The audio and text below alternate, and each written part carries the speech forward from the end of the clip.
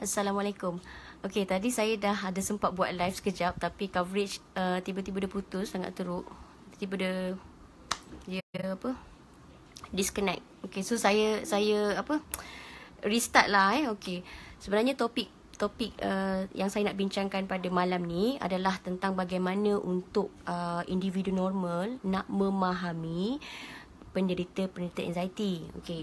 Sebabnya saya pernah ditanya beberapa kali oleh beberapa individu yang dia tak mengalami anxiety pun, tetapi dia punya suami atau dia punya isteri ataupun dia punya kawan atau dia punya ibu bapa atau anak mereka sendiri. Dilema yang you all alami sekarang ni, ada antara kita kawan-kawan anxiety yang rasa stres, tertekan sebab diorang mempunyai suami yang tak memahami diri mereka. Diorang ada isteri yang tak memahami diri mereka. Ataupun ada kawan-kawan yang tak memahami diri mereka, atau bos tak faham diorang, atau parents tak faham diorang. So saya nak kawan-kawan saya kat luar sana buka mata, tolong lapangkan hati. So katalah memang dah confirm doktor cakap kita memang mengalami anxiety disorder, dan kemudian kita dah further untuk kaedah rawatan ke semua. Benda pertama adalah kita kena terima dulu keadaan tu. Terima yang kita sedang alami anxiety disorder. Apabila kita mula terima, kat situ kita akan cuba pujuk hati kita, pujuk diri kita untuk memahami apa itu anxiety. Okey, kawan-kawan yang pergi psikiatrik, you all punya chances lebih besar untuk tanya macam-macam soalan dekat psikiatrik. Perlu bertanya, perlu dah faham anxiety dengan orang-orang yang tak faham anxiety. Okey, orang-orang yang tak faham anxiety biasanya dia punya cara dia suka bertanya. Dia akan macam contoh dekat pasangan, dia akan selalu tanya pasangan, ataupun dekat kawan-kawan, dekat ibu bapa, dia suka tanya. Dia akan cakap, aku rasa jantung aku laju. Kau rasa tak macam tu selalu? Aku rasa sesak nafas, macam pendek nafas aku. Kau rasa tak macam tu? Kenapa aku selalu rasa denyut-denyut kat sini sana? Kenapa aku selalu rasa sakit kepala? Kenapa aku rasa selalu kembung perut? Kenapa Padahal dia telah didiagnose oleh doktor dia memang mengalami anxiety. Macam tak tahu ke mana lah.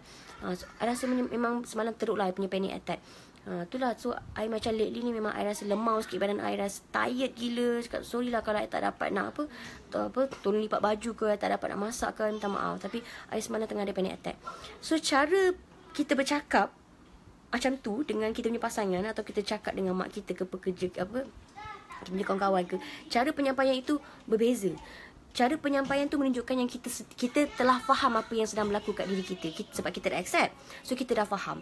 So bila kita dah faham, bila you tertekan dan you buatkan orang lain tertekan, mereka berisiko untuk mengalami anxiety juga. Ataupun yang lebih teruk, mereka boleh pergi kepada stage depression.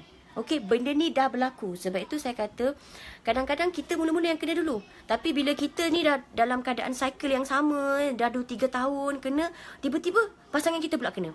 Benda ni memang berlaku. So macam benda ni tak mustahil. Sebab tu saya kata kita kena faham diri kita. Kita kena cuba untuk rawat diri kita. Sebab itu bila kita dah cuba memahami, barulah orang luar akan memahami.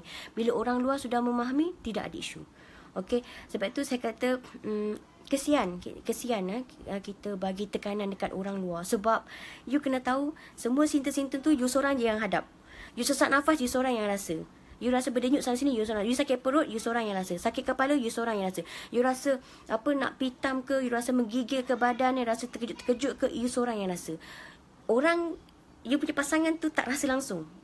Isteri you tak rasa pun benda tu. Suami you tak rasa pun benda tu. So bila diorang tak rasa, diorang tak akan faham.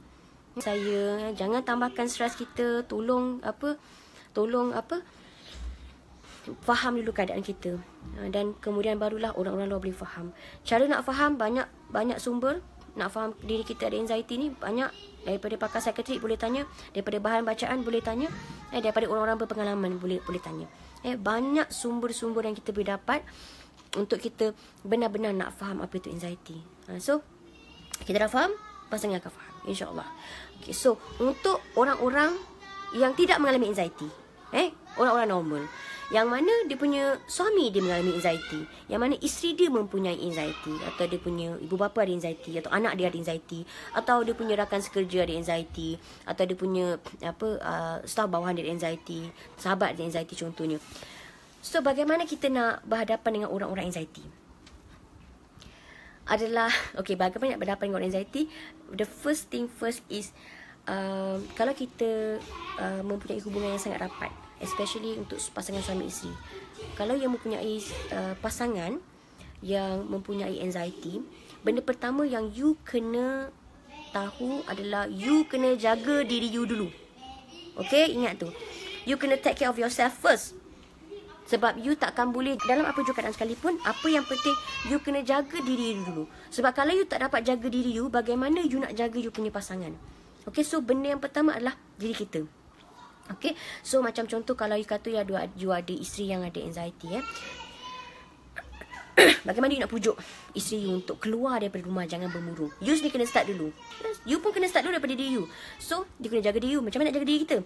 Contoh macam pagi-pagi kita pergi ambil angin dekat luar, kita pergi duduk bawah sinar matahari, kita pergi tengok benda-benda hijau, kita pergi bersenam, walking ke jogging ke kita buat.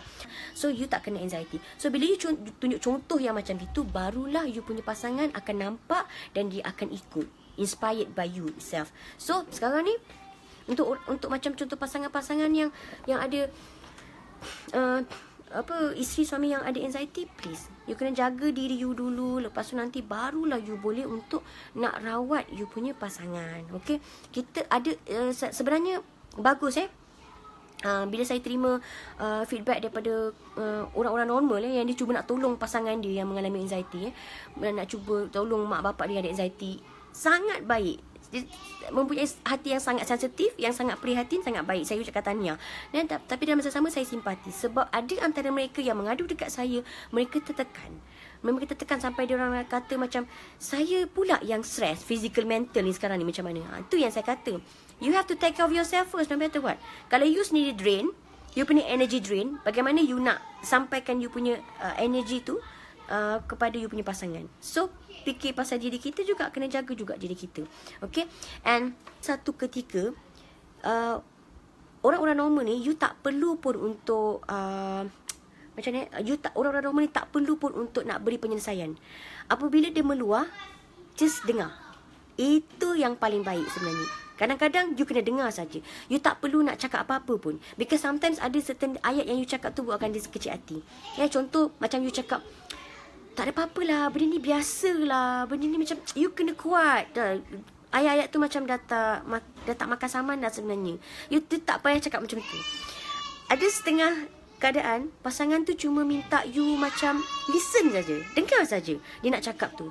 So maybe ayat yang baik you boleh cakap kat pasangan adalah contoh macam you kata, sayang, apa yang you cerita ni, I rasa macam dia sangat suffered. I dapat rasa bila you cerita daripada you punya muka, I nampak you memang suffered.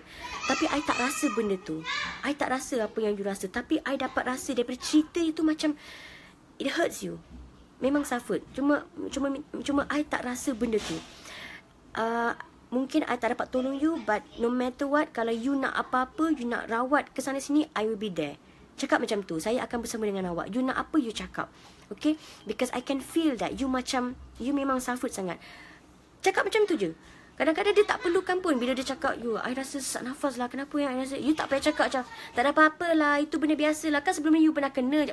Ada certain time dia takkan makan saman. Ada certain time dia takkan makan, dia akan jadi marah. Kat situ lah yang dia cakap you tak faham dia. So better you listen, dengar saja. So bila pasangan meluahkan, tolong dengar. Itu lebih baik. Kadang-kadang dia cuma nak cakap, nak lepaskan saja. And kadang-kadang juga dia cuma nakkan belayan. At least sebagai pasangan yang halal, saya tahu ada certain yang rasa macam suffered sangat bila tengok pasangan dia macam tu. So ada certain time you kena pandang main psikologi. You boleh dalam masa yang sama, you boleh try fahamkan anxiety. Boleh juga join group-group anxiety untuk lebih faham, untuk learn more apa tu anxiety. Tengok apa gejala dia yang you relatekan dengan pasangan you. Betul tak benda yang dia alami? So dekat situ you boleh faham. You pun boleh sama-sama dapatkan knowledge tentang anxiety. Okay, dan bila you dah faham keadaan tu, and then dalam satu keadaan, just listen. Itu lebih baik. Itu yang main point yang saya nak cakap dekat saya nak nasihatkan pada individu-individu normal yang mempunyai pasangan ataupun mempunyai sahabat atau mempunyai ibu bapa ataupun anak yang mempunyai anxiety, ada certain time perkara yang lebih baik adalah mendengar. Okay, listen, dengar saja apa yang diorang nak cakap. Okay, atau kalau diorang tak cakap, kalau rasa dia tak tahu apa nak cakap, just peluk diorang ataupun belai diorang, pegang tangan diorang kuat-kuat. You tunjukkan yang you support diorang no matter what. Okay, so satu lagi, I nak you pergi juga buat rawatan alternatif. Pergilah jumpa orang sini boleh ubat, orang sana boleh ubat, contoh. Jangan pergi psikiatrik tu, contohlah kan. Tapi dianya yang sakit ni, dia nak rasa pergi psikiatrik, dia nak juga. Kata, tak, I nak makan ubat, I nak makan ubat. Tapi kita pula yang larang dia makan ubat. Jangan macam tu. Okay, bila pasangan tu dia dah rasa dia confident dengan ubat, dia dah rasa confident nak pergi psikiatrik, allow. Benarkan dia pergi, dia nak buat rawatan apa pun. You as a partner, you have to support. Apa pun dia punya pilihan rawatan, you have to support no matter what. Bila kita supportive tu, kat situlah akan membuatkan lagi mudah untuk individu anxiety ni lebih mudah keluar daripada kitaran ni. Be more supportive lah dekat diorang. Okay, so sometimes kena simpati dekat diorang. Okay, so itulah yang saya rasa apa yang saya boleh kongsikan, tips untuk kawan-kawan saya yang mengalami saya recap untuk individu normal yang berhadapan dengan pasangan yang punya anxiety. Please, kalau you memang sayang pasangan you prihatin, please get knowledge apa itu anxiety disorder. Ambil tahu apa itu dia punya simptom-simptom. And then please, setengah keadaan dia tidak memerlukan penyelesaian. You just have to listen. Dengar saja apa yang dia luahkan. Walaupun nampak macam tak suka, just dengar. Walaupun coverage kat sini memang agak teruk. Saya minta maaf. Kalaulah kata ada soalan ke apa-apa pasal topik ini, boleh drop dekat komen. InsyaAllah saya akan cuba jawab dekat dalam tu lah. Tapi hari ini memang saya banyak jawab soalan.